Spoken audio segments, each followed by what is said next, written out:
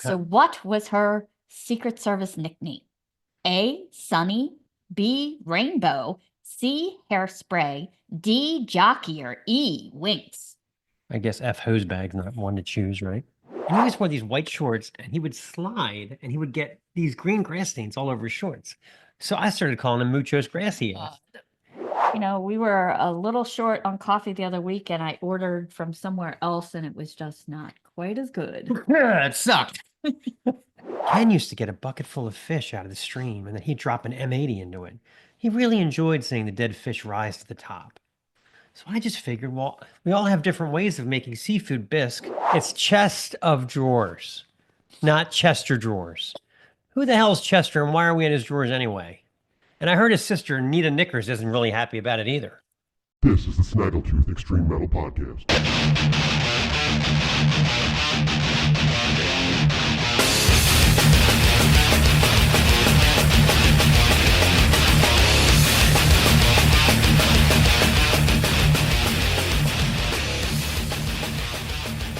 Well, someone tell her she looks great. I don't think she worries about it too much. Anyway, season 4 is here. Snaggletooth Minions, lots of new features that we've been working hard on for you. I think you're going to like them all very much. Change things up a little bit, you know. Change things up a little bit. Keep it crazy. Yeah. But keeping all the great stuff that you guys like good reviews, good comedy. Well, I won't go that far. Passable. Yeah. Anyway, so I was thinking about when we grew up, you know, like in school, there was a lot more nicknames than there are nowadays. I've said it before. I'm impressed with the sensitivity and tolerance of millennials and Gen Zs compared to us. Our generation was brutal to each other, especially the boys. We could find that one thing about each other and then use it as that source of bully and ridicule. Look at Marchman's ears. Why does your ear do that? Also, because it seemed everybody was busting balls all the time. Nobody got upset about it. Yep. Sure wasn't sensitivity training. There was this kid that when I was like 3rd grade, his name was it was Dave Rapple, right? But he had a little bit of a BO problem, so we all started just calling him Rathole because it rhymed. And he heard it so much, the name just stuck, right? And I remember like it was 8th grade. He had completely cleaned up his act, but we were still referring to him as Rathole. God. It would be like he'd be talking to somebody like, who was at the party? Oh, I was there, Chris, Alex. Rathole stopped by for a while. Like he was totally okay with the name. You know, it's kind of like if Pigpen had grown up, took a shower, got a super swanky hairdo, but would forever be a character of his youth in a cloud of his own soot, stench, and dander. Sans Old Spice swagger. This week on the cover of GQ, Rathole. You know. Anyway, there was another kid in my gym class. His last name was Nokar. This is weird. So we made up this sort of savage poem to make fun of him.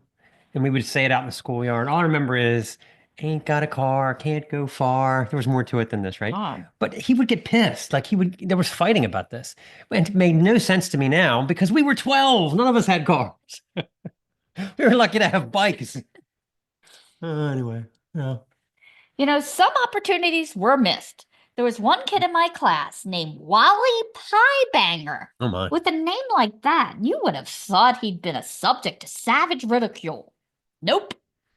I think he was actually a senator or something. I remember that name being on, on the posters. It's a miss, you know, that on a sign. Yeah. It's kind of tight fit. It's like 2-3 years ago he ran for office. I remember that, yeah. So, you know, who knows? You never can tell. Seen one pie banger, you've seen them all, you know. Surprised you didn't rename him Tasty Cake Banger or something. I can't believe we let that go. Anyway, one day I was in trig class and I was bored, not paying attention, which is hard to imagine because trig is so fun and super scintillating, said no one ever. Anyway, the kid that sat in front of me, his name was Bo Bollock, Bullock. His name was written up on the board. And I was like mesmerized by it, just staring at his name. There's something not right about it. Finally, it came to me. I stood up, walked to the front of the room, and just crossed the T's, changing his name forever to Bo Buttock. The reaction was immediate. I don't think the teacher ever got control of us for the rest of the period. And the name stuck with him for the rest of his high school career. Even the teachers were calling him Bo Buttock. So sorry about that, Bo. Anyway, Sounds like a great porno name. Bo Buttock. Yeah, Hmm. you know. I don't know. Maybe that's where his future was. I don't know. You know, they didn't always make sense. I worked part-time in different restaurants during high school, and the kid that used to work with us, we started calling him Weaselhead. Was there any reason?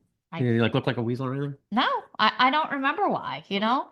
But again, you know, I can't remember him having any resentment over his nickname. Nope. Soon it was like, hey, wait, can you grab me a pack of steaks from the walk-in?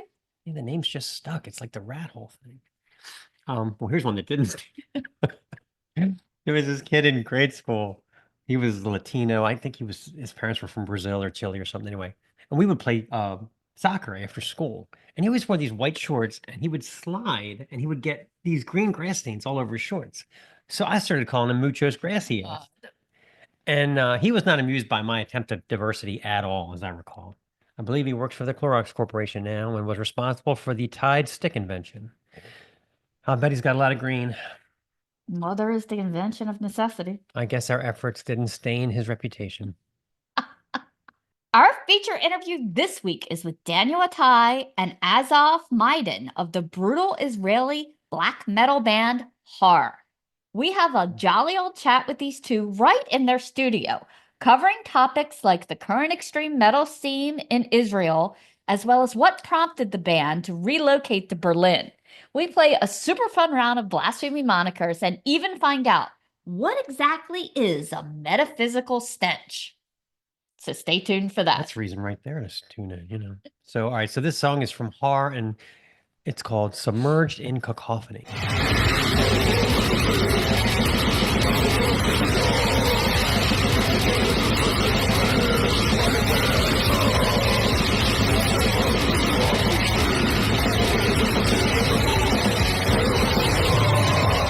Okay, let's talk about Patreon. The site is patreon.com/Snaggletooth podcast. And for $6.66 a month, you get an overflowing rubbish bin of Mark and Stace. This week we put up, if you want to look at some of the content for free, get over there and you can find out how to make my golden satanic Thanksgiving pumpkin cheesecake. Although I guess honestly you could have pumpkin any day of the week. I recommend you get over there and check it out. It's an epic video, and it's, like Stace says, it's free access. So we get an idea of just what type of zaniness is all over that site with music reviews, fitness tips, recipes, blind beer taste tests, of which we need to do another one. Yes. And you keep us going. We're constantly supporting the underground. And matter of fact, right here we have a Hell is Other People. Hell is Other People coffee mug that we got. I think it came from Saturn, but eventually it made it here. So. So get over there, check us out, help keep this show going, and your support, remember, also supports the underground music that we support. Okay. Why don't you introduce this brand new feature? Drum roll, please. This is our brand new feature. And now it's time for Obnoxious Trivia! Okay, I'm intrigued. All right, we got big money on the line here, big money. So it's basically what? How does it work? So I'm going to ask you a question. It's a multiple choice answer, and you have to select the right answer. Okay, good. All right. So you may not know this, but the Secret Service has nicknames for first ladies. Oh, okay. No, I didn't know that. Yeah. So I guess so they were like, I got eyes on so-and-so. Okay. So this is Nancy Reagan I picked out for you. Okay. So what was her Secret Service nickname? A, Sunny, B, Rainbow, C, Hairspray, D, Jockey, or E, Winks? I guess F, Hosebag's not one to choose, right? I'm going to go with C, Hairspray. B, Rainbow, for her colorful many personalities. Okay. All right. So I'm doing great so far. Okay. Another question. Right. Here's a ridiculous question. How many quarts of molasses was consumed annually by an American colonist around the year 1750? Was it A, none, B, 3, C, 10, or D, 20? I like Anon. That's a good one. But no, I'm not picking that. So this is just one dude? How many quarts of molasses did an average person consume? Oh, all right. So this is everyone's average. Mhm. Okay. In the 1750. In 1750. 1750. Okay. Quarts of molasses. Not molasses. Not molasses. No. I'm going to go with C10. B3. Wow. Okay. Okay. No. For some reason, I just think that's great. The whole question's pointless. Okay. So far, I have none right. This is going well. All Okay. right. So this is with our pickling. Okay. How many nerve endings are found in a human foot? A, 500, B, 1,000, C, 3,000, D, 8,000, or E, 10,000? Nerve endings. Foot. I'm going to go extreme and say E10,000. It's 8,000. Oh, so Yeah, far. This is riveting for our viewers. That's one of the most densely packed nerve endings that we have. At least that was kind of close. So, okay. All right. Busiest day of the year for plumbers. I've got to redeem myself here. Okay. Is it A, New Year's Day, B, Black Friday, C, Christmas Eve, D, Easter Eve, or E, winter solstice? C, Christmas Eve. Is that your final answer? Yeah. It's B, Black Friday. Well, one, I'd go for the 0. Apparently, the day after Thanksgiving, it's full of grease, and the number one clog is the grease from the turkey, Oh, along with that potato peels, That makes and sense. they get called out to fix disposals. That and makes sense. they have it's like 3 times the normal business range, so it could be Black Friday for plumbers. Wow, that's interesting. Okay, well, good. Well, this has been our first installment of Obnoxious Trivia, and I Take this. absolutely knocked it out of the park, as you can tell. So, anyway, okay, let's talk about the ID channel. Stace and I have, as you know, basically watched every show on the ID and adjacent serial killer channels.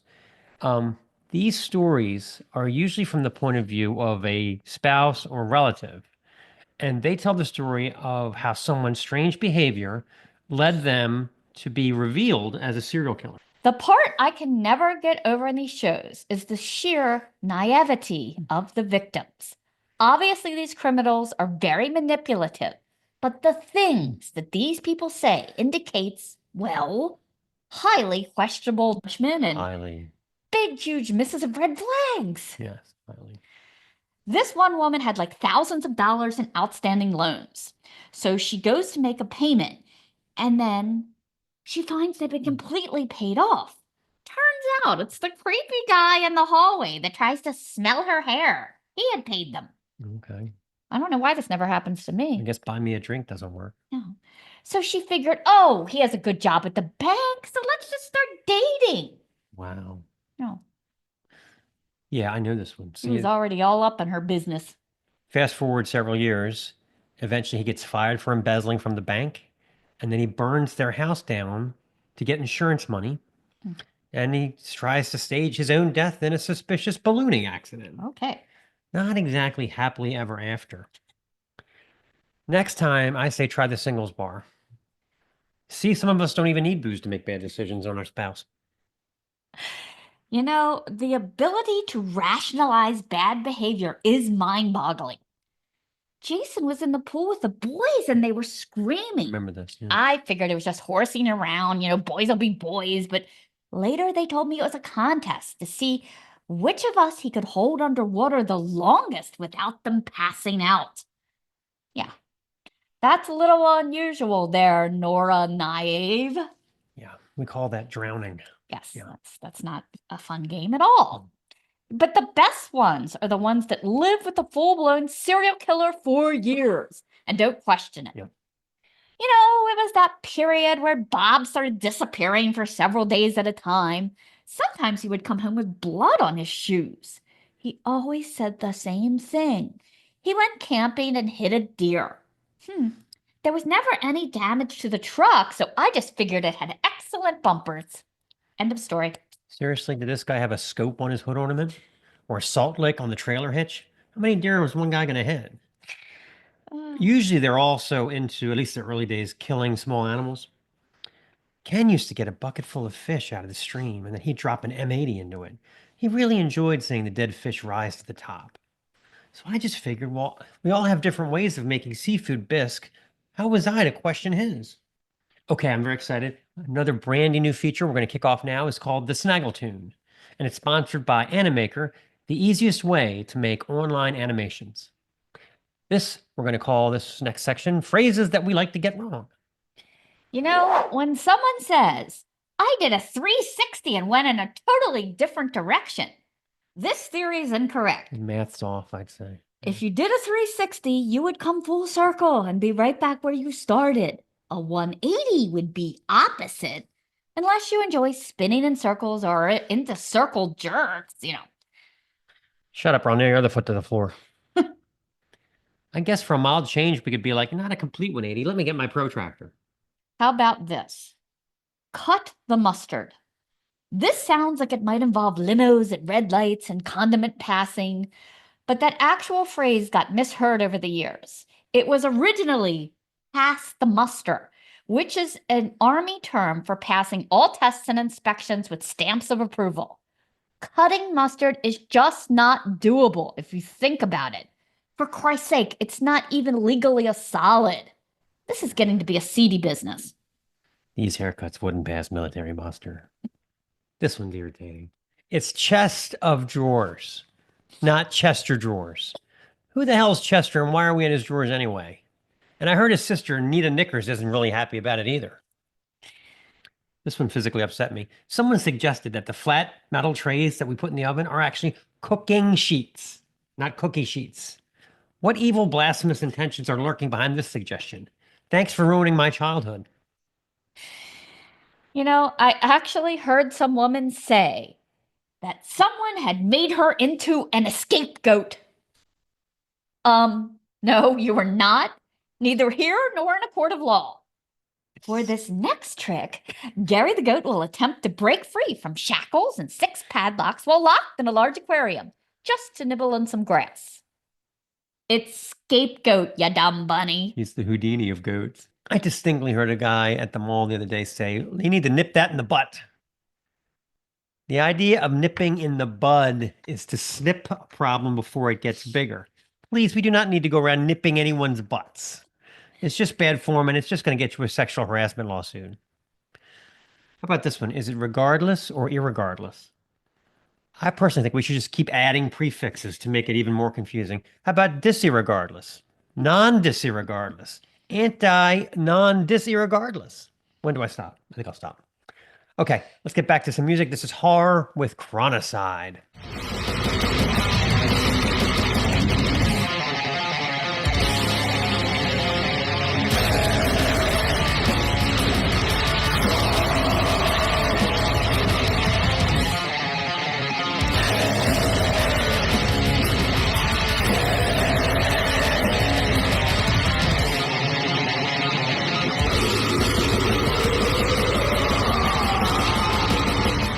Okay, let's talk about Coffee AM.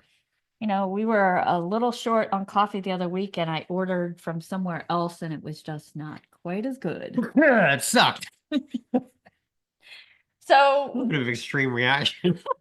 What is this piss I'm drinking? yeah, Coffee AM is this little company out of Georgia. They have many, many flavors. The good part about this is they wait until you order it, and then they roast it, put your name on it, FedEx it out to you that day. Yep.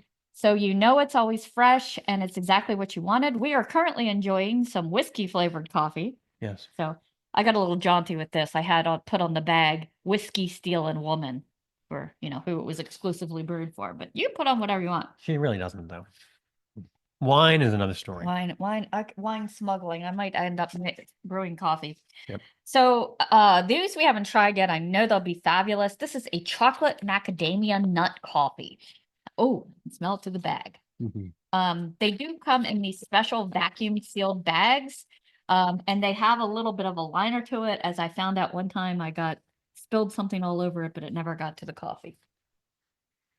So this is an autumn harvest coffee. It smells equally good. Good for this time of year. Now that the weather has finally changed, God knows I'm drinking a lot more coffee than during the summer. So use our link and you too can put whatever you want on your bag and get delicious coffee delivered to your door. Very good. Very good. Another new feature. Let's unveil it. This is what? Bombastic. Bombastic!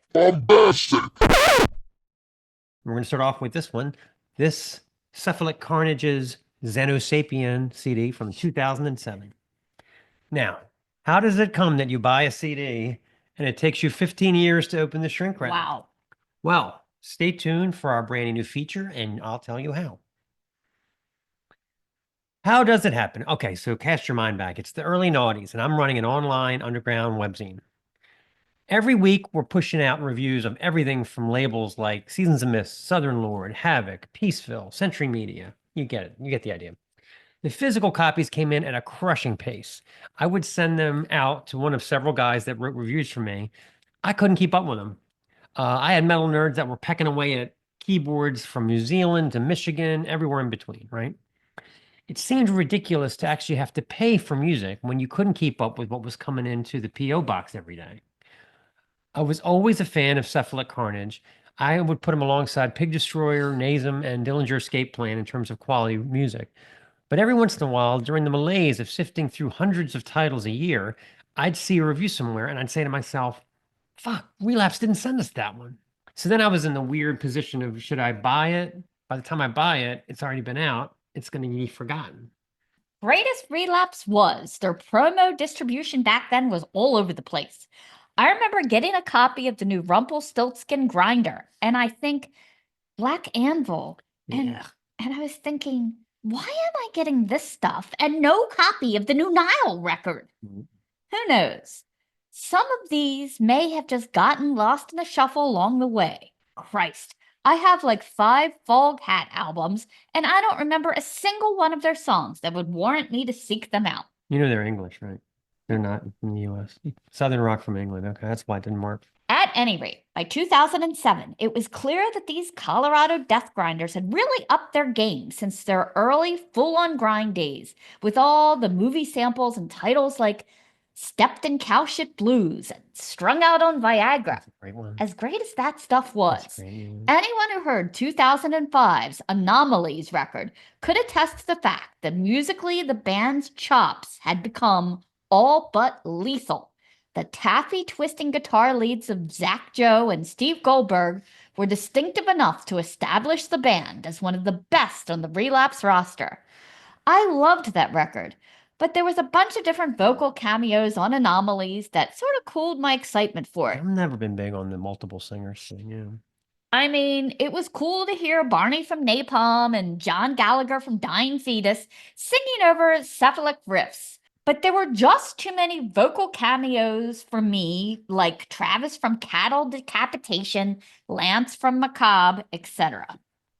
At any rate, Xenosapien had been out for a couple of months, and I was convinced that I had already gotten a copy and sent it out for review, but apparently I hadn't. On top of that, a couple of the graphic arts guys that we were working with at the time went out of their way to tell me how awesome the artwork was on the new album. So apparently it was mind-blowing stuff. So I went ahead and ordered a copy and promptly forgot about it. And it's this copy right here. Just glancing down the titles, you can see that the band has matured lyrically. Megacosm of the Aquaphobics. Heptarchy. This one was going to demand multiple listens. Taking a look through the CD booklet, I can see why the artwork was lauded the way it was. It's about 96 pages of disturbing images depicting tarot cards, giant maggots, some pretty disturbing extraterrestrials, and even a half-man, half-chicken sort of thing with full lyrics. There was a clear vinyl version that came out as well. I think my friend had it, but he complained that the CD actually had better and more art than the vinyl. Needless to say, Xenosapien doesn't disappoint. The aforementioned cyber whittles of Zach and Steve are sharper than ever this time and actually deliver the lion's share of the hooks on the record. Just put on something like Divination and Volation, for example. Absolutely maniacal tech death noodling, buzzing in both ears for the first 30 seconds or so. And just when you can hardly stand it, they unload into a fantastic hard-panned riff. The rest of the song is a glorious push-pull between the insanely heavy drumming of John Merriman and the dizzying guitar scribbles flying around hairpin turns. Let's play a little bit of divination.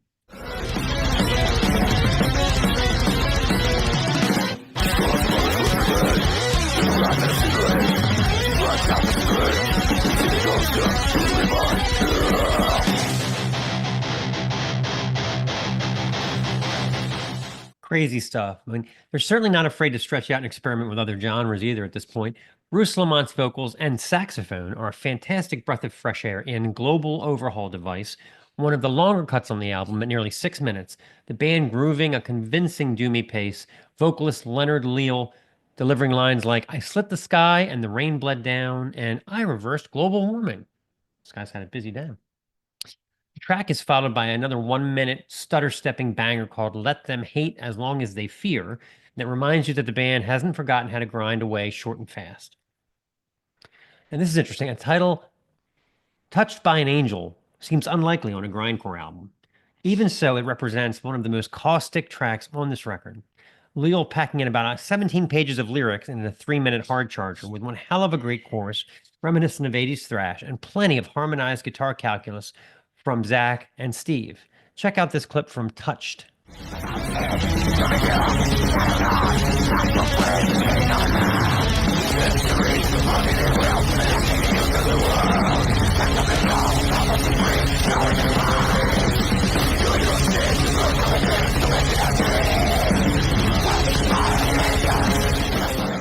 Last point would have to be the weird Primus-like funk breakout and the Omega point, which I quite enjoyed, as those are the moments on this album that prove this band isn't afraid to do whatever the hell they want, despite what the OG fans might think about it. Someone's got a funky riff. Let's play the funky part.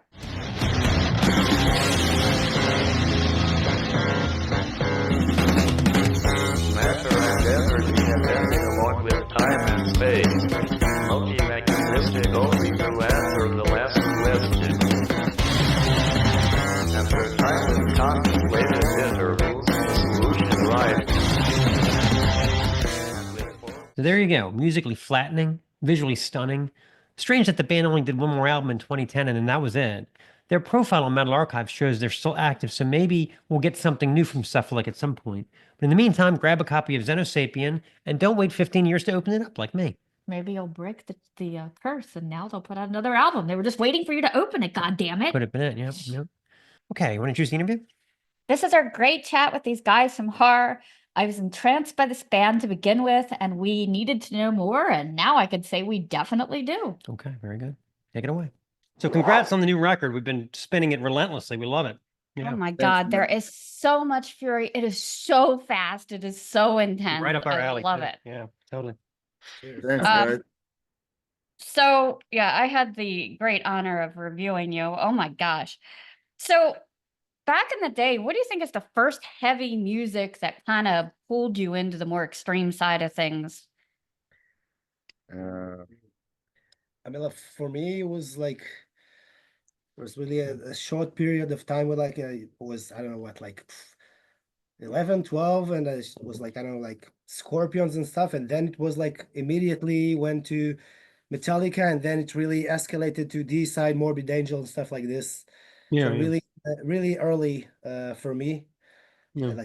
I like have a older brother, so he was like, he gave me some stuff. I had like this Amon Fisting the Beast on tape, Oh, yeah. and like since then it's just like, yeah, Yeah. I'm there. It was like really, for me, it's a really early stage.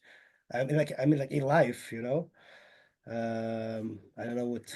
Yeah, I'm a bit of a late bloomer when it came to metal. I don't know. What was the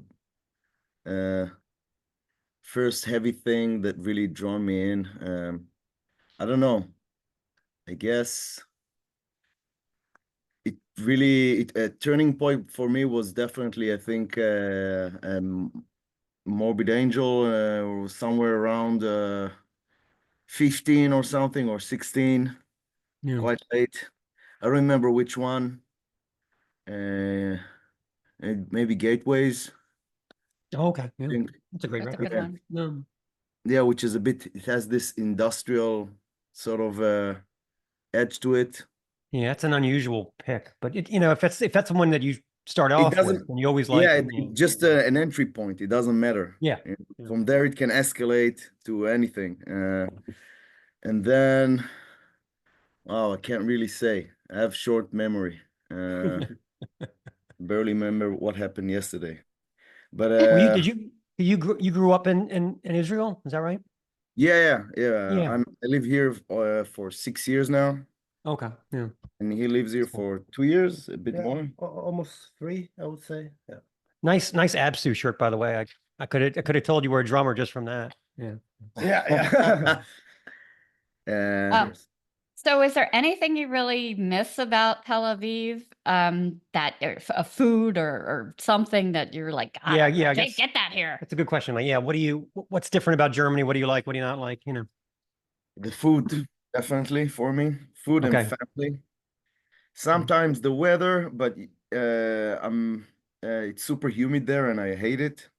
Oh, okay. So that's for me something I don't miss so much. And I mean it's mostly you don't have like 4 seasons in Israel. You have like a lot of summer, scorching hot, a bit less scorching hot, and then it's pouring rain Oh, wow. and for a short period and then back to to scorching hot. So yeah, I don't like it.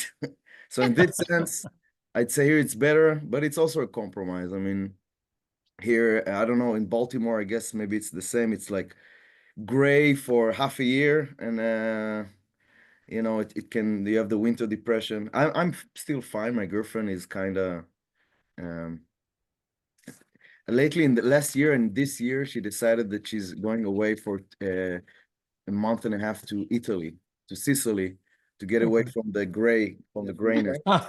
Then I'm going there to meet her for a week or so and coming back. But yeah, it takes its toll, the winter. Yeah, I was in Berlin when I was in college, and I remember we stopped at a restaurant and we went in and sat down, and it was a sunny day, and they completely ignored us because everyone was eating outside. They were like, "You don't understand. The sun is out." Yeah. We didn't Yeah, well, understand. We had to go outside to eat because it was like, Yeah. that's a big deal in Berlin when the sun comes it out. is, it is, it is. They will, if there's like a patch of grass on those parts that divide the highway for a patch Yeah. of, they will sit there, like this. And you see, Soak it up. there, Yeah, soak it up. Yeah. yeah. Like, Oh, that's Yeah, funny. and like for us coming from Tel Aviv, it's like sunny. Well, most of the year, it's like, what is wrong with you? It's like go to the shade, sit in the shade, have a beer or something. Yeah, it's like, Yeah. Understood. Yeah, we're supposed to have 4 seasons in Baltimore, but I think it's a little global warming. Like it's November right now. It's still going to be like 60 degrees today. I still got peppers and tomatoes growing out back. It's like this is the longest I can remember. got a We didn't really have a long- frost yet. It's been summer for like the last 6 months. Yeah. It's crazy. Whatever. Yeah. yeah. It's there are no patterns anymore. It's just Yeah. chaos. We used to get like at least twice a year a big snowfall. I like the last couple winters we've barely gotten anything. Yeah. It's like go global warming or something. I don't I don't know. Yeah, I have a friend who lives in Valencia in Spain, where they had the floods now. Ugh. I don't know if you saw the pictures, but it's totally apocalyptic. It's check the pictures from Valencia, Spain. It's just like piles of cars on top of each other. Oh my God. Yeah. Yeah. Well, let's enjoy it, and it's Yep. as long as it lasts. Yeah, exactly. Agreed. Yeah. So you guys have been in a number of projects in the past. What do you think was the worst band you were ever in? oh wow. I don't know. Maybe this one in a different period. I don't know. Good question. I don't know. There was one band I was playing with here in when I just moved to Germany. I don't think it wasn't a shit band. was good, but it was I had some disagreements with the band leader slash drummer. And yeah, I mean the band is good, but if I'm trying to find something like a bad experience in a band, that was the one. Like Yeah. disagreements, and it was really, I had a really hard time to find a common ground with him and make it work, and then I left. I guess you can find it online, like where I played, or unless Yeah. they didn't put it in the Metallum Metal encyclopedia, Archives, yeah. Metal Archives, yeah. Yeah. So Yeah. that's It's like one being thing. married to, it's like being married to 3 or 4 people, right? I mean, you got to get along. Yeah, and sometimes it doesn't work, and the good part is that you can always just leave. Exactly. No divorce lawyer needed. Yeah, Yeah, exactly. yeah. Most of the time. Well, yeah. Yeah. So, was your family supportive when you kind of decided to go with the more extreme path, or were they like, "What are you doing?" Or just as a musician in general. I mean, I mean, yeah, my family was always very supportive, not necessarily understanding what am I Mm. doing musically. When I was really young, my father decided that I need to learn how to play a classic instrument. So it was violin, and it lasted until, I developed my own taste, I guess. Even though I learned a lot from it, having like a classical training, blah blah blah. I mean, nothing sticked like the theory, but I guess like just sort of gave me some um, the ability to just have feel comfortable with music and have some musicality and something like that. But yeah, if he would ask me 2 years later, I would probably say, no way, I'm gonna play violin, and it's either drums or guitar or just leave me alone. Yeah. Yeah.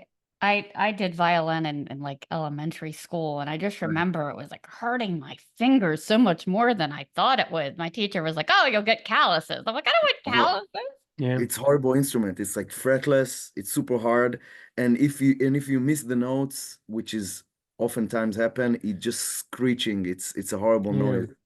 It's a it's That tiny horrible. little fretboard. I mean, it's No Yeah. wiggle room. wow. So, but yeah, they were always supportive and also supportive of me moving here. They were, I mean, I was bad at high school, and everything that was constructive was considered good. So, as long as I had like something I wanted to do that can, Keep you away from. keep me away from trouble or just, develop myself, they were up for it. And so they were always supportive, and yeah, I guess for Guy from Strict News we interviewed. What was his name? Martin. Martin. We interviewed Martin from Strict News a couple weeks ago. We asked him the Mhm. same question, and he was telling us that, because usually you just expect the answer, either your family's supportive or they're not supportive. He's like, oh yeah, well, I went on a TV show and I talked about murdering people and burning churches, and we had to move. His parents had to move. Oh, It's wow. like, wow. I mean, that's all in age 15, So I mean, like there's always this like as a teenager dealing with this kind of content in metal. Like I have like a huge Samael flag in my room. Yeah. And like my mom was like, "Wow, what the fuck is this?" Yeah. These symbols. But like, yeah, I mean, like it's just they knew. So I'm a teenager, and I like just still just evolve the music, and yeah, they were really supportive. I think they even like in my first or second band, they even like came to shows. Oh, great. Yeah, that's cool. Yeah, but yeah, I mean, like, I think they're just happy if I'm happy, and also yeah. Yeah, in this sense, we're lucky, I guess. I mean, it was always, as long as you're fine and you're not like destroying yourself or the environment, it's Yeah. okay. So what's the metal scene like in Israel? I mean, was trying to think of some bands from Israel. I remember Orphaned Land. That was a great band. I think Salem, if you know this band. Yeah. Scene is I mean like at least it was never a big scene, but really influenced by modern metal, which is mostly shit. But yeah, but like there's like here and there are like really good bands. I would say like in the 90s, beginning of the 90s was like, Orphan Land and Salem, these kind of bands. Yeah. Or like underground bands were really good. And then, it was like all the bands started to play this modern and wanted to become really, big, without, I mean, the underground scene wasn't developed. They want to skip this, the underground mentality and just, sign to Century Media or whatever. And I don't think it works like this. But I think later in beginning 2000, there was like a small underground scene starting to develop, and then it was like quite good bands. I mean, like this black metal band Tangora Dream. Wasn't Malakesh is from Israel, right? Malakesh from Jerusalem also. Yeah. They were pretty good. I thought there would be more, but I was having trouble thinking of them. Everybody I was thinking of was from Serbia or something like that. I'm like Sonny Adam, if you know. I mean, I think the bands that we consider good are somehow related. It's like a circle of friends. Like he played in Sonny Adam, which is, I think, one of the most famous one from the underground phase of like beginning of 2000s. Sonny Adam. Kever as well, Kever, which is great. Okay. Means I great. don't know them, but I'll have to check them out. Yeah, you should check Sonny Adam and Kever. He played bass in Sonny Adam for a while. I played with these guys in a band called the Venomous Skeleton. I don't know if you heard the name. We had an EP on Van Records. It's really good, and but I'd say right now there is like more interesting stuff than ever or since anybody. It's still the same. The same story. It's the same like 11, 12 people. It's like okay. We play with small each scene. other. Yes, really small scene. And the rest is just like I would say like more like modern metal stuff and like groovy and stuff that we don't like personally. And I mean like I think like yesterday there was a gig in Israel and it was basically two bands.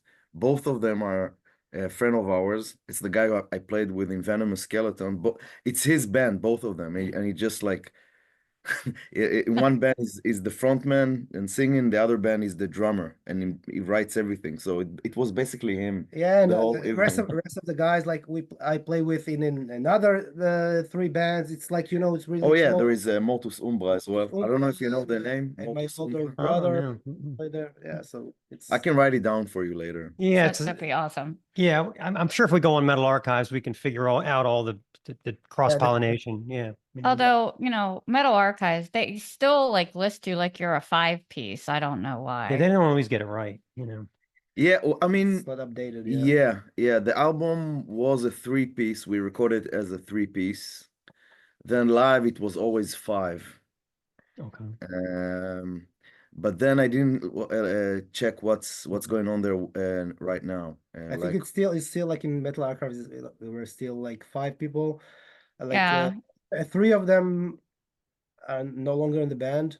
So it's like really not up to date. It's not updated. We started as 5, and then this guy left. This guy came back, and when we moved here, the dynamics sort of changed. Like the singer just moved lately to the U.S. to Delaware.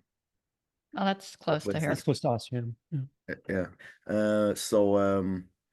We had some like we had to adapt to the new situation. It was hard. So now 2 friends of ours are playing a second guitar and bass here.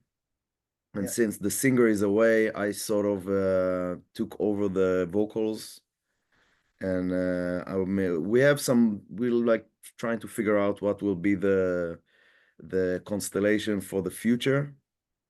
It might stay like this, but musically it will just go harder and harder from here. I mean, we already work on new material, which is harsher, and yeah.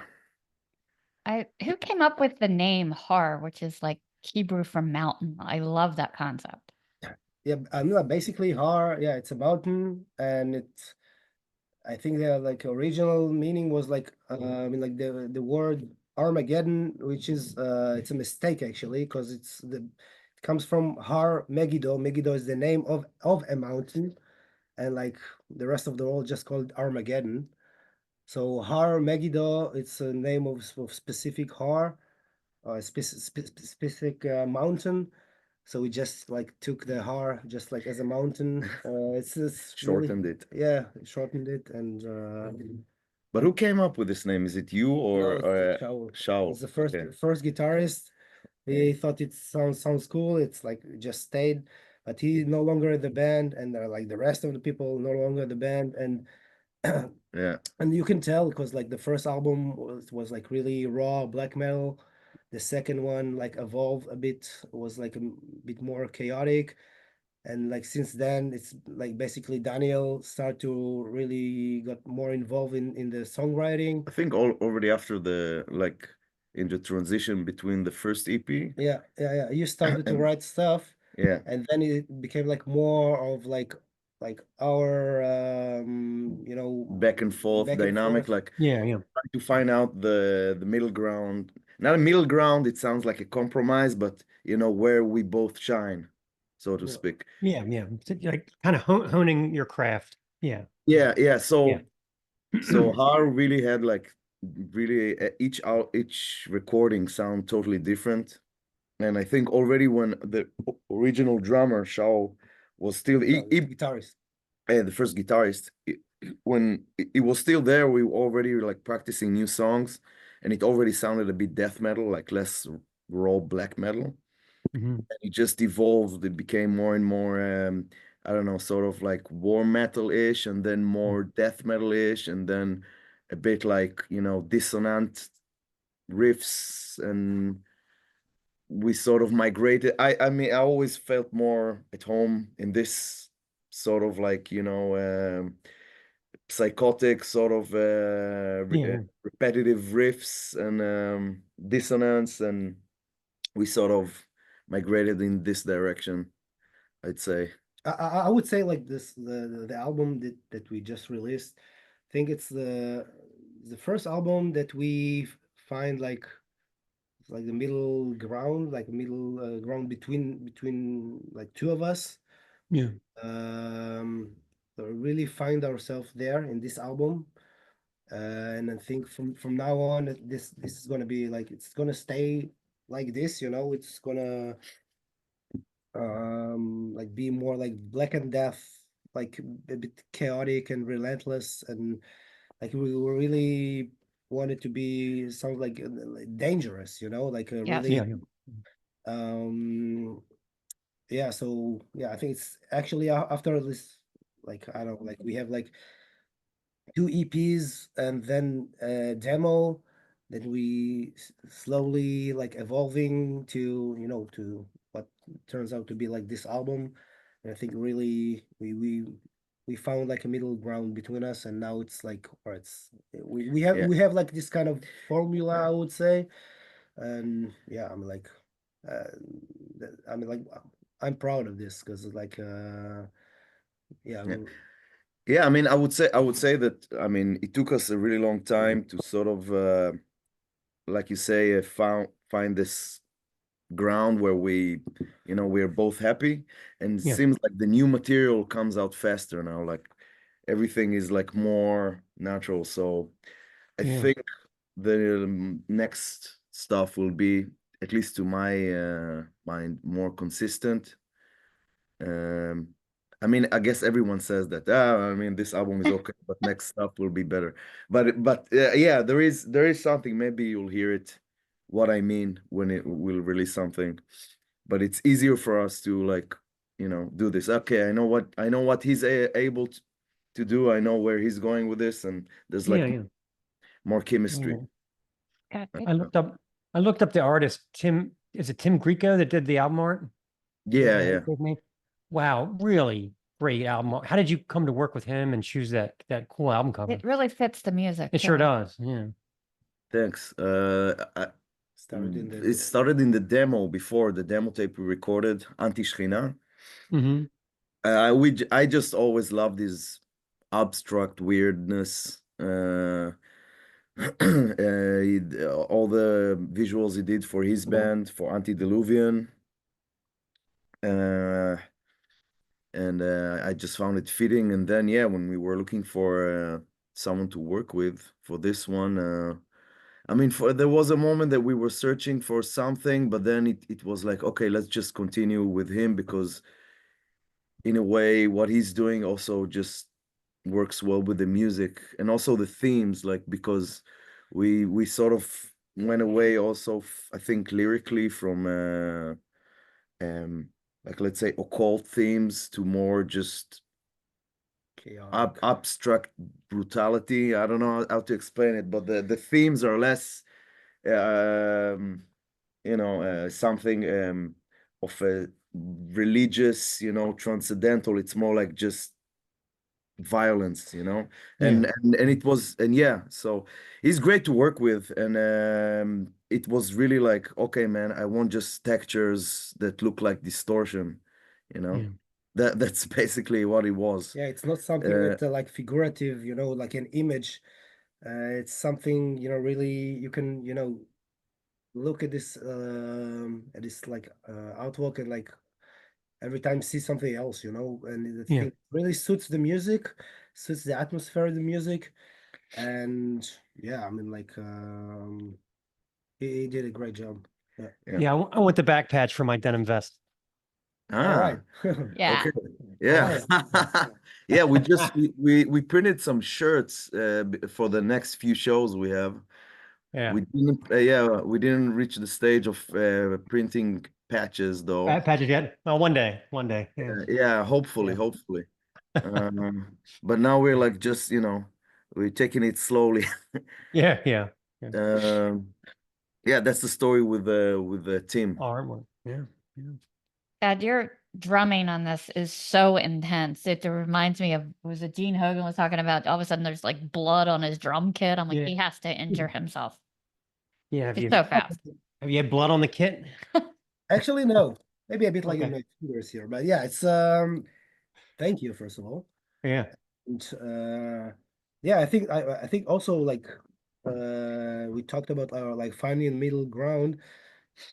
I think my drumming like evolved like with the time, and like I had some like in between I play in some bands, or I had like my own project called Death Siege, and Oh, yeah. I really Check Death Siege. This is fucking Okay. insane. That's him, like, so yeah, so I Going like crazy. because like he Yeah. was moving to Germany. I'm always telling him, like, dude, just, let's do Death Siege. Yeah, so he was like moving to Germany, and I was like, all right, finding myself with like for the first time in my life, like without a band, and I was like, all right, I just like practice, and it was fucking boring to play with a click or with the metronome. I was like, all right, I will write some riffs, and it became like this project Death Siege when I play all the instruments, and really I try to push myself like technically, like with the drums, and I think it benefits her later, like and yeah, I mean like I'm like this the Death Stage is maybe it's a bit more it's like it's faster a bit, but and like this horror material is more like it's technique, so it's like weird counting here and there. So yes, I think it's I mean like I like the music, especially as a drummer. I listen, of course, like first for like the drums, and it needs to be like relentless and dangerous, and it suits with his like the way he writes the riffs. And yeah, I'm like in this album we try to use all the elements that we have, like so yeah, I glad people dig it. Yeah. Oh yeah. Yeah, definitely. With when you write the songs, do you write them slower and then accelerate them later, or is it always fast? No, it's I think I don't know. I think it's like, because I remember I still have, like, it's a Google Drive with all the sketches. It's the same tempos. Like the sketches is the same tempo as the album. Okay. I mean, like here and there, maybe like there's this part, maybe it's a bit too slow or a bit too fast, so we changed just one part. But like basically, it's the sketches is like I'd say I tend to take down the tempo when I'm trying to learn my own riffs, because when you like, because the tempo is part of the of the essence of the riff. A lot of times, like if you play the same riff on a different tempo, it has a different vibe. So you have in your mind like something like really relentless, and then you take it down and it sounds like you can't do it. You have to, like, you have an idea in your head and it's quite fast. You start from there and you're like, okay, that's too fast. And then maybe you go down a bit in the tempo. It's a good question though, because I haven't yeah, I think tempo changes, and tempo in general, it's like the bread and butter of everything. It's Oh, what yeah. makes the structure of a song work for me a lot of times, and it's what makes a riff working a lot of times. Like the same riff, on different tempos will just, it won't make sense here, and then when we play it faster, it's. But yeah, I would say we take the tempo down when we're like, okay, man, I'm not good enough to really play it. So let me start from really slow and build up, because you have muscle memory, and like in the beginning, there's just like a delay, between the brain and the hands. So you're like, Yeah. you don't know, like, okay, that's the next note. Oh, that's the next, and you really have to slow it down and like build it up. So I would say it's more part of the like learning the material than writing. Like, I would start from the original tempo I had in my head, like, let's say. It looks like you guys were added to the was it the Drescento Ashes Festival? Dresden to Ashes, maybe. Yes. Yeah. Yeah, yeah. Sorry. That was no, Typo. that's fine. That's fine, man. Yeah, yeah, Weird story. Dresden to Ashes. Yeah. yeah, it was like at the beginning, it was like Dresden, the city that was bombed the fuck out. Right. Yes. Right. Yeah.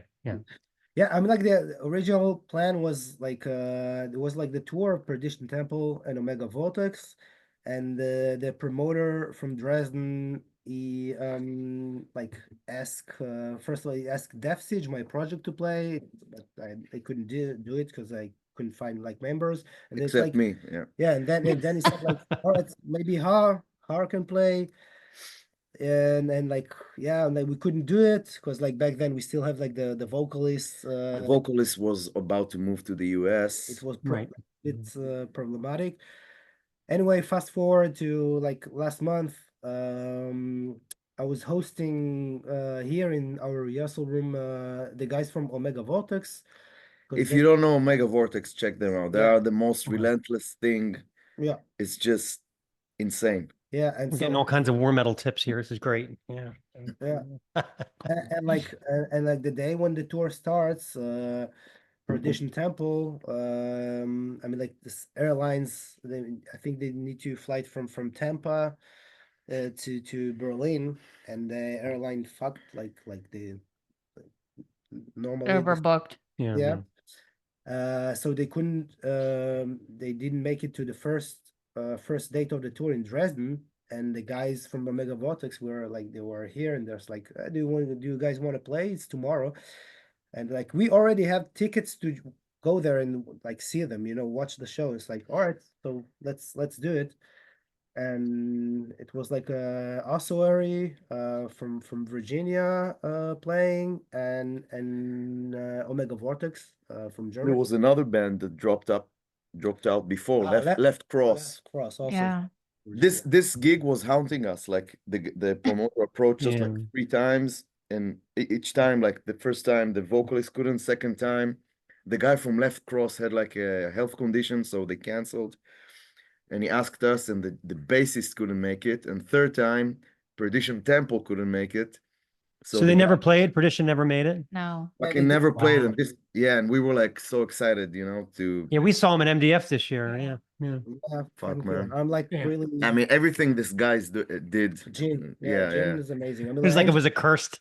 The whole thing was cursed. You know. yeah, exactly. But in the third time we were like, okay, fuck it, we're gonna do it without a bass player. So we did. We played, and it was awesome. It was also Oh. first time that I actually was on the vocals, Okay. and it worked out. It worked That's out. It cool. was pretty good. And yeah, shout out to Mega Vortex for bringing us Yeah. on board. It was great. We had a few kind of track specific questions from this album. I love that all those glitchy noises and static at the beginning of Submerged in Cacophony. What did you do to produce that Yeah, how did- kind of how'd wild you come up noise? with that? Oh, I was fucking around with this analog synthesizer I have at home, and I just like recorded tons, like I don't know, maybe an hour of just like you know tweaking the knobs and stuff, and yeah, and then I just like sort of cut them all and created this layer, this multi-layered Yeah, noise. yeah. I know. Yeah. And then on top of it, I think there is also a guitar that like, and then yeah, there's this modulation in the end, like, meow. So I did it as well with the guitar, I think. And but yeah, most of the sound is like the synthesizer I just fucked with for a bit and then Oh, that's edited. a really cool effect though. It turned out really good. Yeah. Yeah. Yeah. And for Also, in live we did like a longer version of this, so it's like even more noise, and when we press play it's just like, and in live it's horrible, like everyone is, what the fuck is going on? And Oh, that's great. Yeah. I think it's a good intro, like, especially live when it's like, all right, you know, it's because like this kind of noisy thing going on and really escalated, and the pitches go up, and then like we start to play like this song, you know, so it's really like takes you in, you know, or down, I would say, drag you down. yeah, but I think that's what I meant when I still have this industrial noise-ish thing that always like sort of plays in the background for me. Yeah. Like when I'm thinking about, I don't know, gateways. No, it always had this Yeah, but well, Gateway, I was there's like more.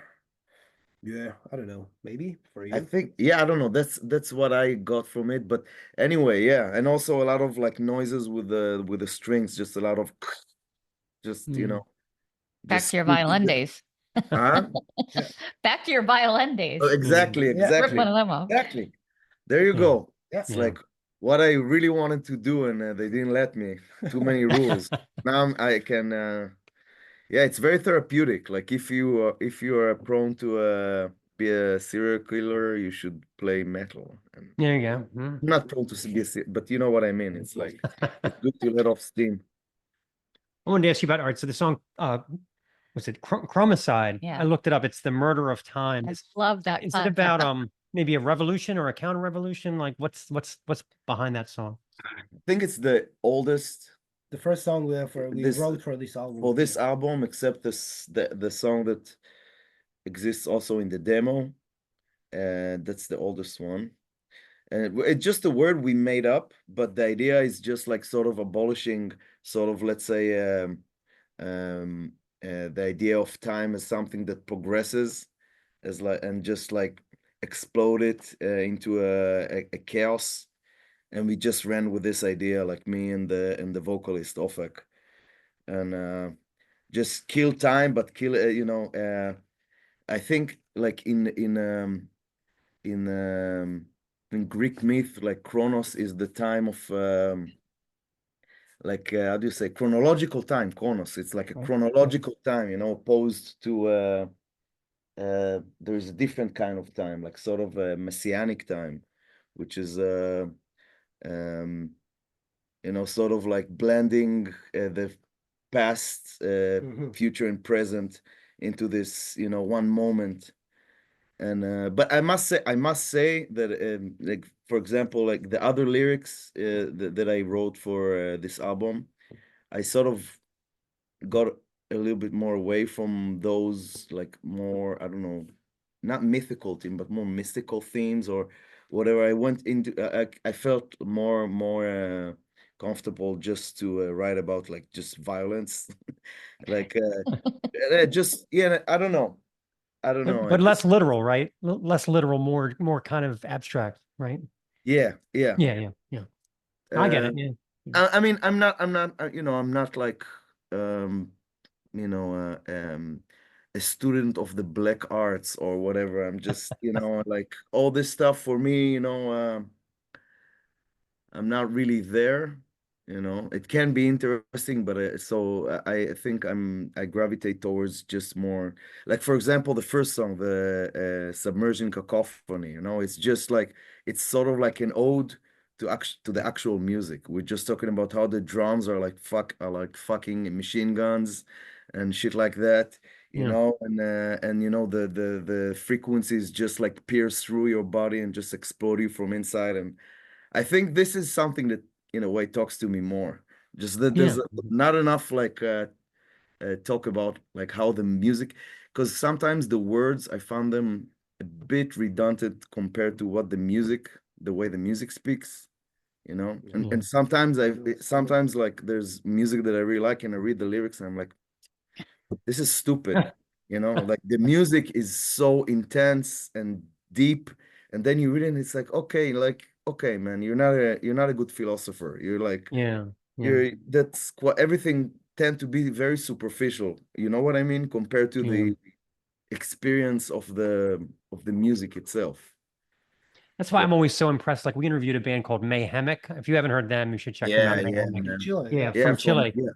From Chile. And their lyrics are so well written and it's all in English. And I asked them, how did you do it? And they were just like, we used Google Translate, we asked friends, we did the best we could. And I was just really impressed. These young guys, they pulled it off so well. And how was their like spoken English? It was interesting. Actually, the interview's on our show. It's on our YouTube channel. But if they didn't understand a question, they would speak to each other in Portuguese during the interview and spot each other No, in to Spanish. answer. Yeah. But they're Chile. from Chile, no? Chile. Yeah. So it's Spanish, it's not Portuguese. Spanish. Yeah, I thought it was. Oh, that's right. I keep thinking no, Brazil. you're Yeah, right, it's Spanish. Spanish. It's Spanish, right? Yeah.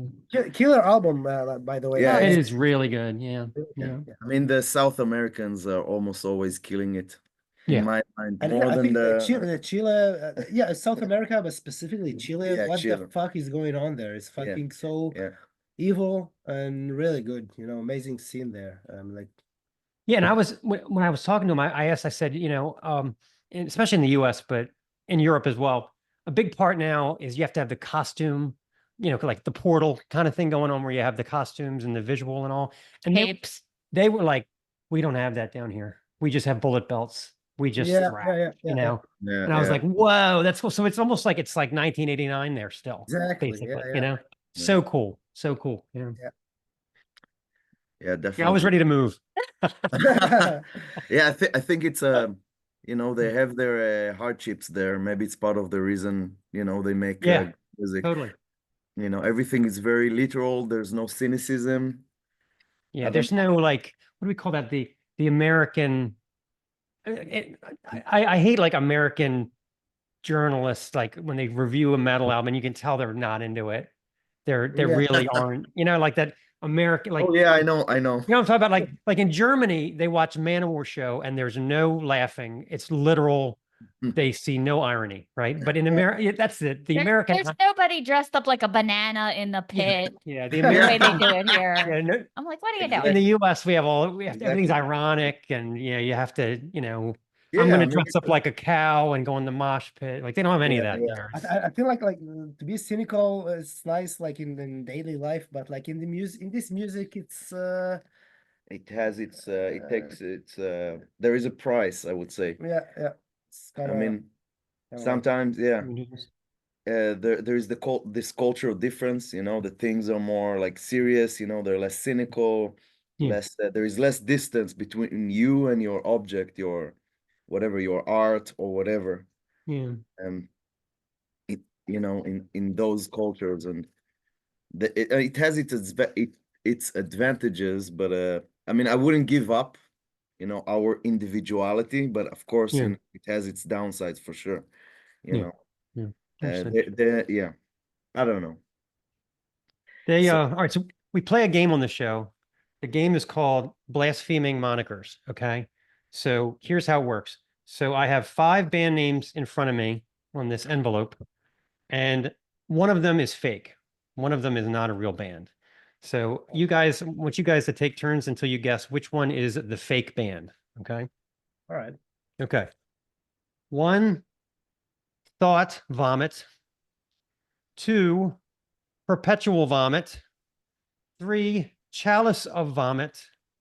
4, Grandma's Vomit. And 5, Radioactive Vomit. which one is not real? Which one is not real? Oh wow. The first one was Thought Vomit. Thought Vomit. Yeah. And the second Perpetual Let me write Vomit. it down. And then Chalice of Vomit. You think I Grandma's Vomit. remember? And Radioactive Vomit. I want to say like grandma's vomit, No, but Grandma's because it's so weird. It's gotta be a band. Yeah, it's a band. exists. Yeah, I'd go with the most like Chalice of Vomit. no, Radioactive Vomit. Like it's too Nice. It sounds like kind of like a real band. like a black. But this is why I trash think he's band. trying to trick us. Yeah. So this is why I'll go with Radioactive Vomit. Okay. Thought Vomit is a stupid name. All right. Radioactive Vomit. They're real. They're black metal from Canada, and they have 3 EPs and 1 split. So that leaves Thought Vomit, Perpetual Vomit, Chalice of Vomit, and Grandma's Vomit. Okay, so I was wrong. Shit. So it's your turn. Thought Vomit.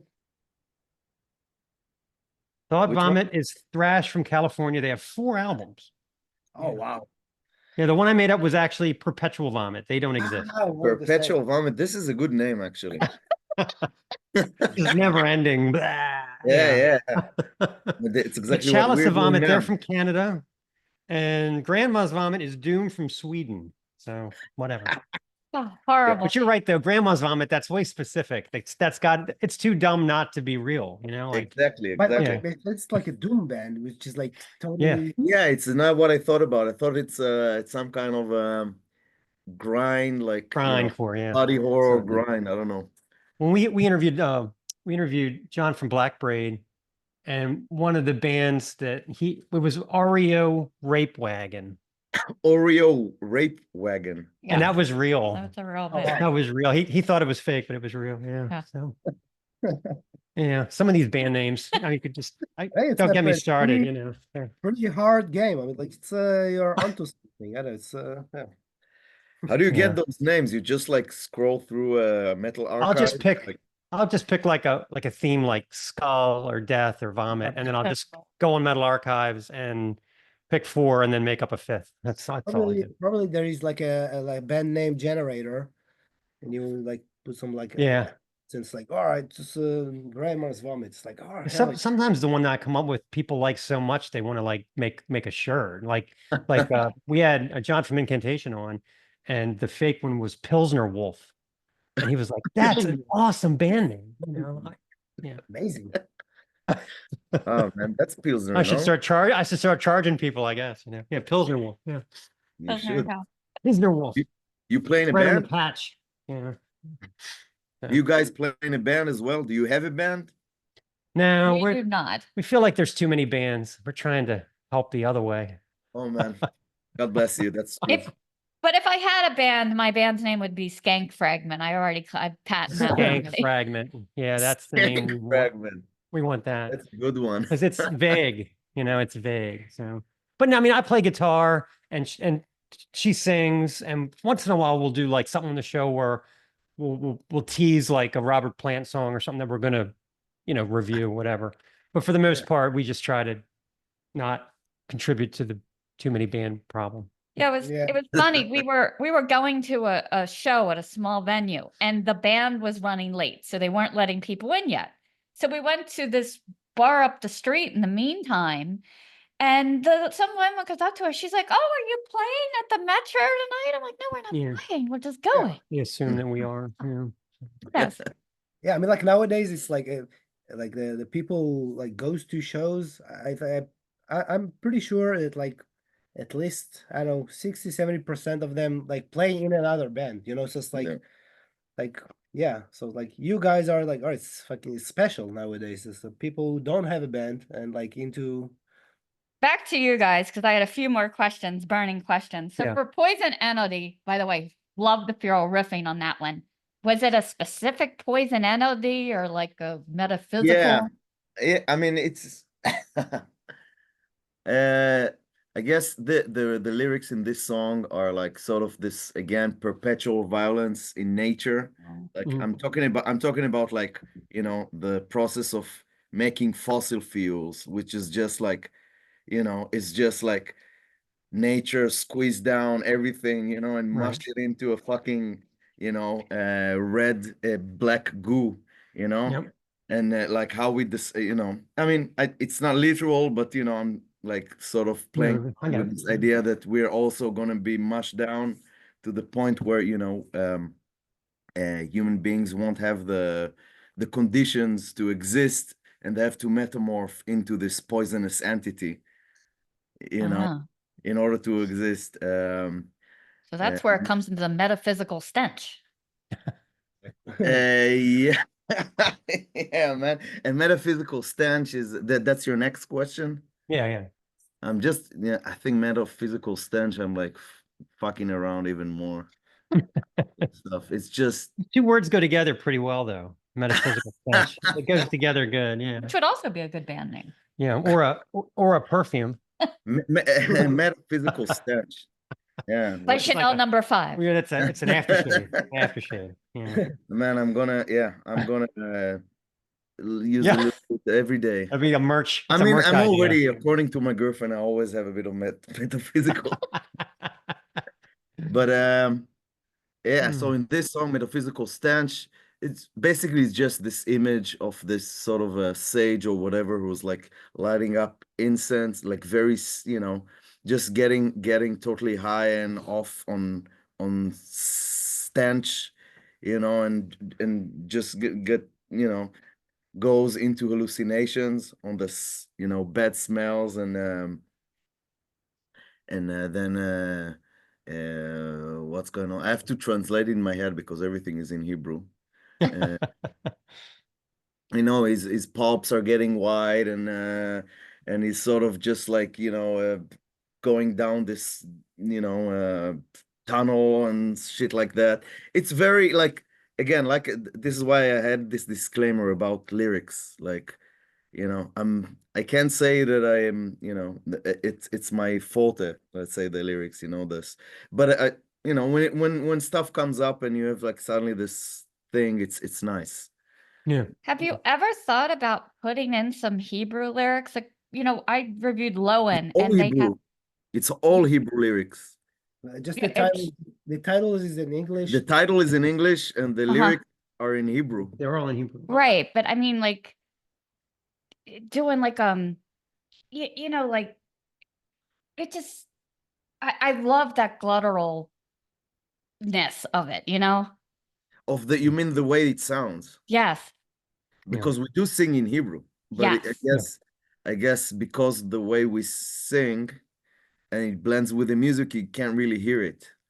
Yeah, that's kind of what I mean. It's just like, have you ever thought about highlighting part of it? Like Lowen in their album, she actually does this whole Babylonian spell to evoke a ghost, and everything kind of drops off for a minute. It's kind of chanty. Or like that, like the new Thy Catafalque came out yesterday, and like I love the songs that start with the female speaking Hungarian. It's just like, Yeah, yeah, yeah. and then you know he's gonna crush her ass in a minute, you know. But you know, Yeah. it's funny, Yeah. I mean, for us, because you know the Hebrew letters, you know, like people who are into occult and stuff, you know, they always find fascination in Hebrew letters, or you know, they take Yeah. a few words and they sort of take it out of context and you know, sort of make a whole thing out of it. And for us, it's like, man, what did he try to say there? What does it mean? You know, so Yeah. I think we see it Yeah. in a different light, but then. Yeah, I mean, I'm not against, but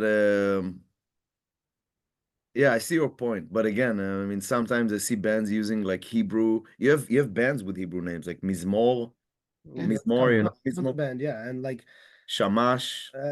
lots of them is like they're using Hebrew, like the wrong way. It's like even like it's written like mirror because they Google translate it. It's They like didn't even bother to. yeah, it's like written from right to left, not to left to right. It's like and Oh, yeah. so it's like it's a bit weird to see, but for us it's like all right, it's the language that we like our like mother tongue, so it's like easy to express something, you know. But maybe it would be more exciting for me to like use like the way you said, you know, like to accentuate or just like. Or like 'Cause an intro and then you kick you- our ass. But you're Yeah. imagining like a dead language, you know, like some kind of a Sumerian Yeah. language that doesn't exist. So I would just like fucking gibberish or, you know, look up. Yeah, okay, if I have more energy, I would look up and, you know, do some research and come up with some, you know, words in Sumerian. Ukalaka so cool. And it Oh, yeah, yeah. sounds Yeah. amazing. And Now you're talking. Yeah. That's uh, awesome. yeah. And when you're talking about the metaphysical stench and all, I was thinking that'd be good. Are you guys going to ever do any videos? Because something like what you were describing, that'd be great in a video, you know. I think we never discussed it, but I was thinking about maybe doing it, you know, at some point, like just sort of a, you know, lo-fi video clip. Just playing, I don't know. Yeah, it You can could work. even do it in your studio there. Oh yeah, man. We recorded here the album. We're doing here everything. Like Wow. Yeah. it's yeah, it's fucking freezing now, by the way. Yeah. But That's yeah. cool. I'm game. I don't know what's the word on the street? What the kids like? They like video clips, no? Yeah. Like Yeah. how do we Yeah. So we should do a let's video not do clip. it, you know. Let's Like not do it. like I mean like the guy like Necrophobic, they did a really good video with the drone, and it was basically them arriving at the gig, setting up, Putting on showing our their corpse paint. putting their corpse paint on, and a lot of it was drone footage. It turned out really good. If you haven't seen it, check out the Necrophobic video from this year with I like I like, you know, like videos which is like really like not like really produced, you know, when just like couple cameras and see the band just fucking playing, yeah, Yeah. you know, Yeah. yeah. and like Or like Skeletal Remains. They have yeah, Skeletal yeah, did a even good like video. even like Yeah. in a studio, I think like Obliteration from Norway, they did it. They Ah, played you mean from this they played this radio, and they had like some cameras, some like GoPros in the guitar, and like or like here, and you just fucking play the song. Yeah, And I think it's better than any, you know, produced. Yeah, if it's too produced, it's weird. I mean, it depends if you can find a good director, like someone who has, you know, who knows how to work with visuals. yeah. Maybe you That's can. a huge part of it. Yeah. Or you know, you just rope your girlfriend in to like get a lantern and a hood and just kind of mysteriously be around you guys while you're playing. Chains. And, Yeah. stuff like Get that. some stuff at Home So is Depot. that. But yeah, I mean, if I'll do it, I guess that's the way for us, unless someone has a better idea. But I'm like sort of accepted that when it comes to visual, I don't know shit. And like I need someone to direct me. I can have like a, you know, glimpse of an idea. Yeah. But Well, you got one great album under your belt, so we'll just see how it goes, right? Yeah. So. thanks, And guys. we'll get you over to the States at some point too, so we can see you live without the banana costume. Oh, there will be somebody in a banana costume if you're here. No way, no way. There always is. The only one really smart one, it was this guy in the middle of a mosh pit, and he had a big inner tube, so people were just kind of bouncing off him. I'm like, that's That honestly was pretty. kind of smart. Yeah. Oh man, that would be great. I mean, yeah, definitely. If we're coming over to the States, we'll let you know. Yeah, it'd be great. You'd be part of Yeah, there's a festival. tons of festivals like Maryland Death Fest, and I think they have Northwest Terror Fest. West and Terror Fest, yeah. I think they even have one in Texas now too. Yeah. Forget that one. But anyway, Oh yeah. You guys are kind of a niche because there's not that many bands from Israel, or I mean, we Israel's by way of Germany, ourselves, by way of Israel. Yeah. We consider ourselves based in Berlin right now. Okay. No, you always have to walk around with this tag. I'm from here, and sometimes no, but it has also a meaning when it comes to like promoters. They don't know where you're located, and online they see IL like from Israel, and they're like, okay, it's impossible. Especially now, it's like impossible to bring them over. Flights are super expensive. Oh, right. Or shit like that, and like we're here, we're in the middle of Europe, so gotcha. We're like trying to make this point when we talk to people, like, no, we're here, man. Like, you got to develop a German accent, then they'll. Yeah, I will work on it. Yeah, I don't even know how to. Okay, next time, next interview, I promise, or when. Yeah. Okay, very good. Each other. The sounds of decay.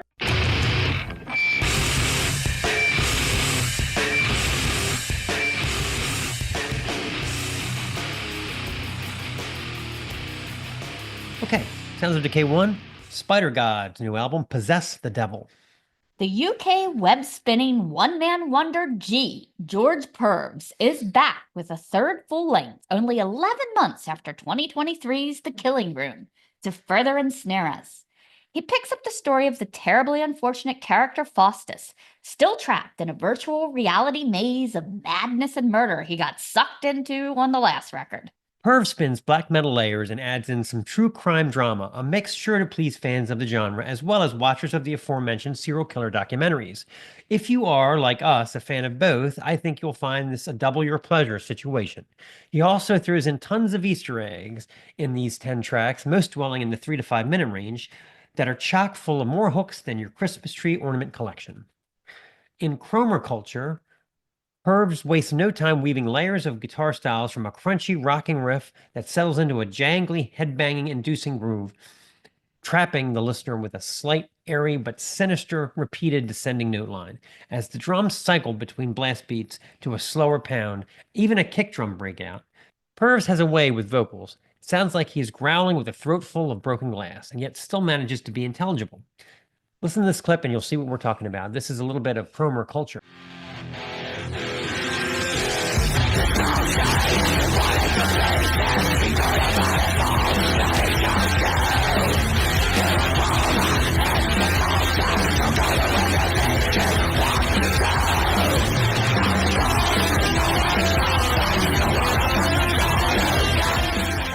The guitar turns to willowy, tremolo black metal oscillations in cycles, adding in strings to create that screeching viola urgency.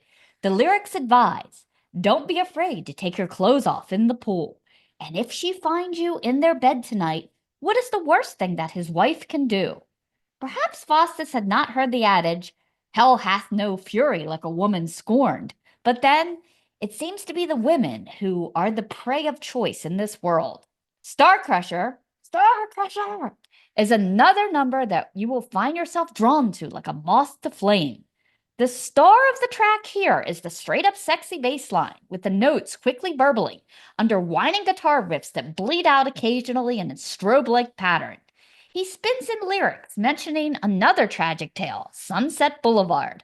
I am sure Purves is ready for his close-up, as his spoken samples are the perfect foil for the soon-to-be layered black metal stylings that accelerate and stack up in a deliciously violent din. Carnivorous Minds offers spinnerets of razor-thin tremolo that alternate with stutter-step riffs. We are soon kicked in the ass with blast beats. Spinnerets. Let's see what you did there. The breakout where every word sung is punctuated with a drum smack builds to a minor chord fest that sounds like a piercing background melody to an Alfred Hitchcock soundtrack, dripping with that suspense-building feel. All right, let's play a little so you can see what we mean. Yeah.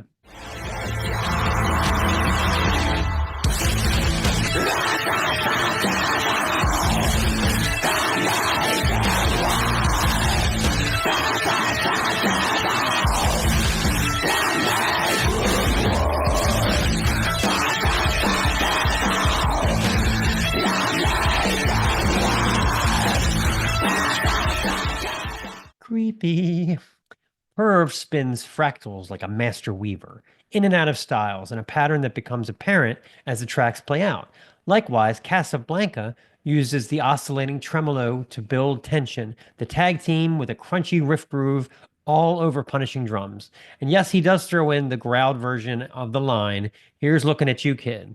But suddenly it sounds twisted, just like the nod to the Stalkers anthem everywhere in Every Breath You Take, found here in the lyrics of Merciless Agenda. So much to love here, but I think my favorite track is Faustian Pact, with its crunchy, infectious riff start that gives way to a vibrato guitar as drums either erupt in blast beats or simmer in a hard-smacked boil. The melodic guitar notes that precede the chorus soar out a tumult of notes before turning groovy and dirty and then back again. Fuck the game and fuck the prize, just get me out of here alive. Perv's growls with pure alkaline acidity. This track just burns with all its many layers that will create quite a raucous pattern when one stands back to admire the intricate work. Pervs even has a taped bonus murder mystery on Instagram and has conjured quite a few smart marketing ideas. Like if you have all three variants of Possess the Devil, the OBI strips line up to create a single bonus artwork.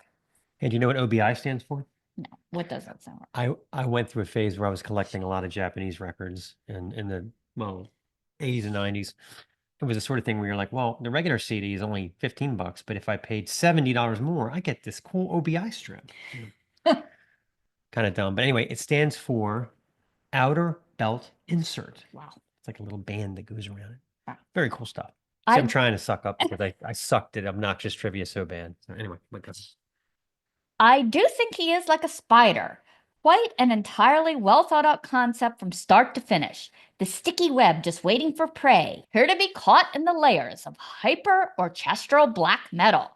As for Faustus, he may not have a happy outcome in the closing track, for he states that the listener can choose their own conclusions and quips that, in California, women go missing all the time.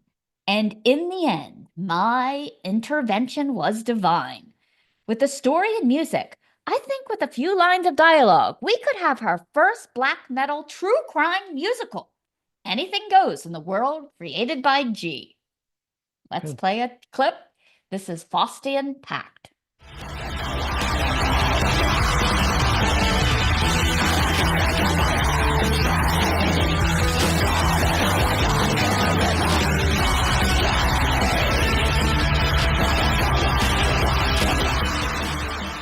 This is Sounds of Decay 2 with Strigoi, Black Magic Fumes.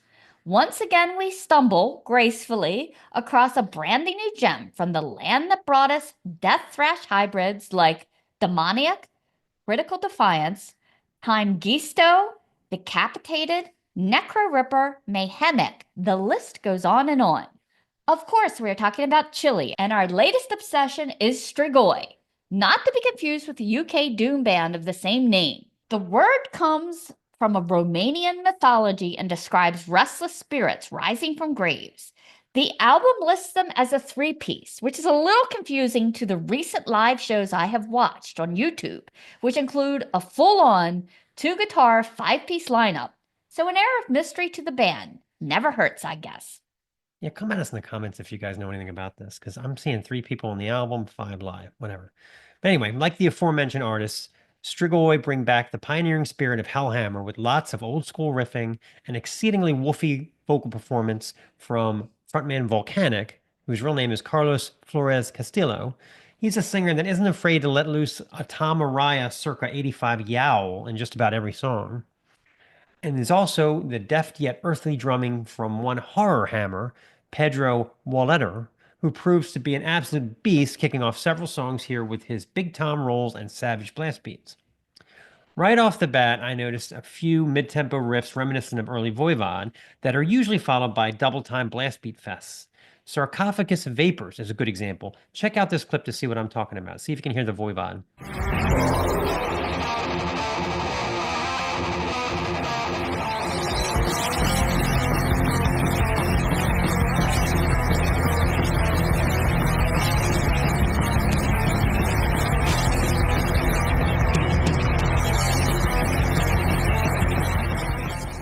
Ultra Tomb is another standout track with a very cool intro consisting of wailing guitars from Thunderbolt, whose name is Gonzalo Vargas, which sounds great against Volcanic's sort of vocal incantation that kicks things off. Again, this one settles into a very Voivod adjacent pace after a couple minutes, an uber ragged riffing, and that gasoline and tank tread vibe of the Roar album. Another cut I want to play for you is the great old school lead in about 3 minutes into Death Strike to Cenotaph. It's like a total throwback to the Lizzie era of dramatic guitar solos with a beginning, climax, and end. Check it out.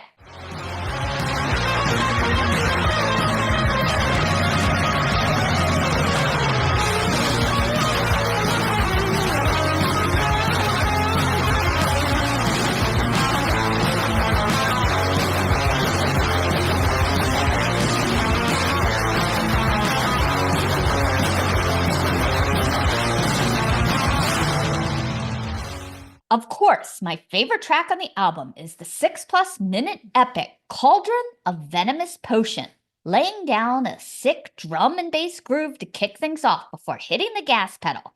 Guitarist Thunderbolt offering string-quivering black metal melodies against the pounding and wolfing. The track slows to a stroll about 3/4 of the way through so that Volcanic can recite a dramatic early Venom-style conjuring over cavernous drum rolls and witchy guitar noodling. Well, there you have it. Another must-hear, The Land of Jungle Rot. Price that artwork is to die for, too, so get on with it and grab a copy of this one. Their Bandcamp page shows that there's going to be a cassette version by Ignis Mortis and Instruments of Torture, limited to 100 copies, and a CD version by Apocalyptic Prods Limited, 500 copies. But I think they're still in production. At least get yourself a downloadable copy of this one and let it violate you in unspeakable ways. Let's ride it out with a little more Cauldron of Venomous Potion.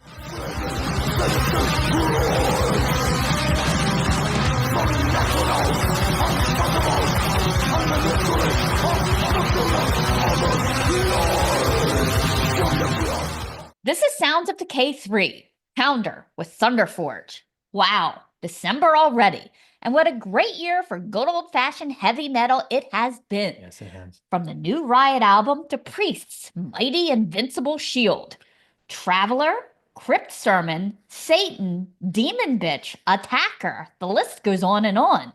Christ, I didn't even realize the Rods put out an album this year. It did. I'll have to check this one out. Go Carl Kennedy. But in the meantime, let's shift topic to our friend Matt Harvey, one of the hardest working and best loved guys in the extreme metal scene.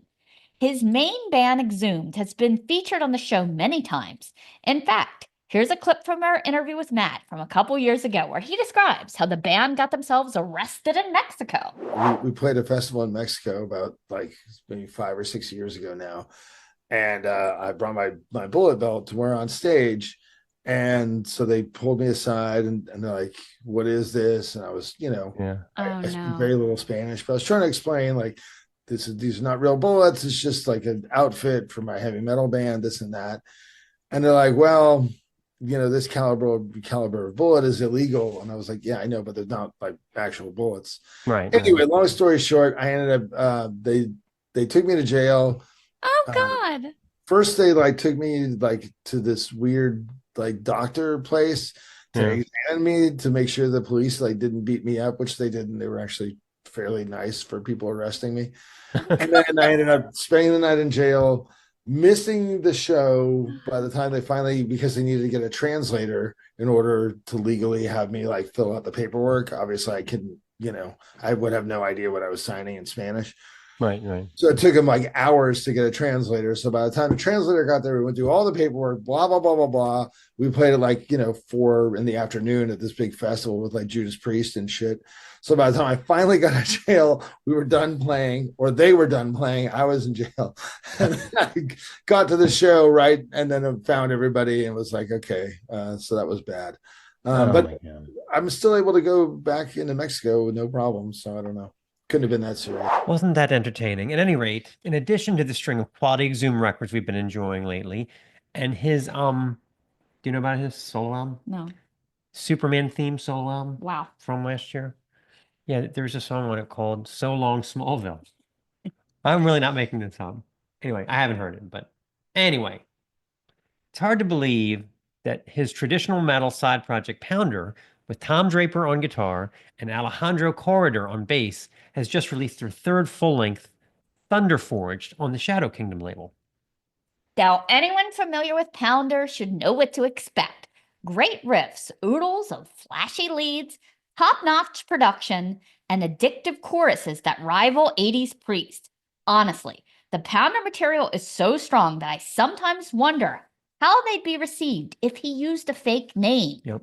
Some of the reviews I've read don't seem to give the band the credit they deserve. That's right. Like, it's only an Exhumed side project, but whatever. That's a good point, yeah. Thunderforged is 8 songs delivered in a very 1984-friendly 40 minutes, and I'll be damned if the hooks, the leads, and the changes aren't already light years ahead of the band's early material, proving these guys do nothing but sharpen their craft year after year, while balancing so many other musical projects. Skeptics need look no further than the Dio-esque opening riff, the title track, to witness the quality on display here. Corridor's warm, burbling bass line underpins the majestic guitar interludes, and guest journeyman drummer Mike Heller, who has drummed for just about everyone, including Raven and Fear Factory, he's the true master of the sticks. Just listen to this break. I'm going to play for you about 2 minutes in. His flashy fills set up the guitar solo like a seasoned pro. This is part of Thunderforged.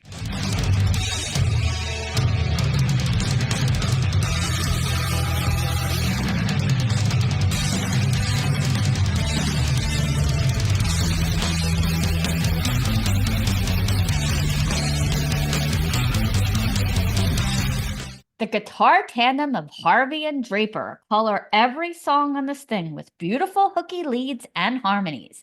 Take a listen to the marvelously titled Get Pounded. Just classy, majestic 80s informed jangling guitars, swirled with a bass for the verses and moving masterfully into power chords for the chill bump inducing chorus. It recalls the true glory days of heavy metal when the best bands were the biggest bands, except Maiden, Priest, Fate, Wasp, Queensryche, Scorpions. But the only one that really surprised me was the epic 6+ minute closer, Deeper Than Blood. Is that a piano intro? Yes, indeed it is. Right out of Sad Wings of Destiny, ladies and gentlemen. Here, we'll play a little bit of it for you.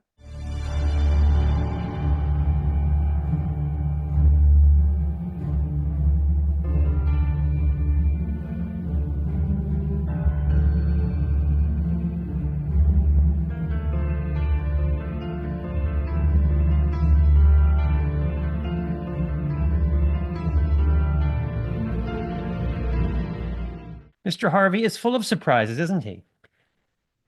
At any rate, the track then continues to move into 70s Priest territory with clean guitars and crackling chords driving us to the chorus. It's deeper than blood, it's stronger than steel, carried through life by the power we feel. Hands raised together, our voices as one, a bond formed in metal cannot be undone. That one will bring a tear to the most savage loincloth metal caveman, I assure you. Seriously, it's obviously a work of true passion done by 3 incredibly talented and well-informed fans of classic metal. They even framed up a great set of tits for the album cover, so you are officially out of excuses. Let's close it out with a little more Deeper Than Blood. It's deeper than blood, it's stronger than steel.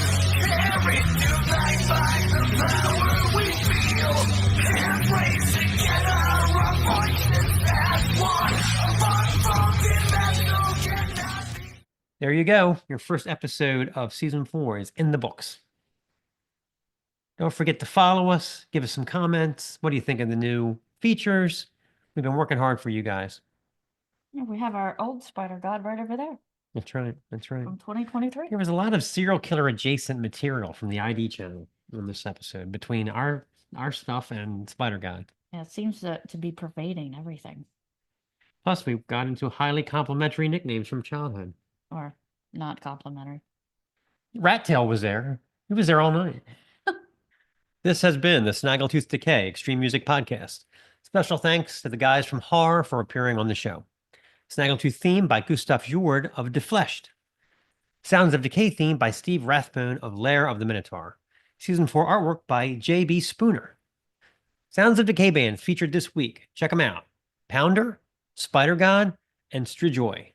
All content 2024, the Snaggletooth Decay Extreme Music Podcast. This is the true crime of cutting the mustard on the cooking sheeter or cookie sheeter. Damn it, this mustard's hard to cut. It's cookie sheet. This is the Snaggletooth Extreme Metal Podcast.